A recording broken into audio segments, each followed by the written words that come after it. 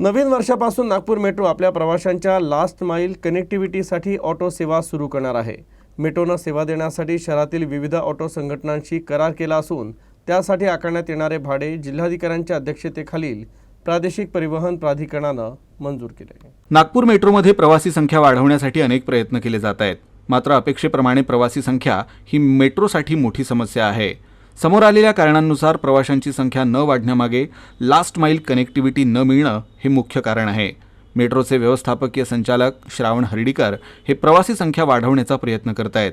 त्यासाठी त्यांनी एक प्लान देखील तयार केला आहे। या अंतर्गत फर्स्ट माईल आणि लास्ट माईल कनेक्टिव्हिटीसाठी महानगरपालिकेनं प्रवाशांना शेअर ऑटो सेवा सुरू करण्याचा निर्णय घेतला आहे। नवीन वर्षापासून काही प्रमुख स्थानकांवर ही सेवा सुरू केली जाणार आहे। ती पुढे वाढवली जाईल। यासाठी नागपूर शहरातील विविध ऑटो संघटनांसोबत करार करण्यात आले आहेत। या शेअर ऑटोचा वापर करणाऱ्या प्रवाशांना इच्छित स्थळी पोहोचण्यासाठी समान भाडं आकारण्यात येणार आहे। या भाडेदरांना जिल्हा दंडाधिकाऱ्यांच्या अध्यक्षतेखालील प्रादेशिक परिवहन प्राधिकरणानं मान्यता दिली आहे।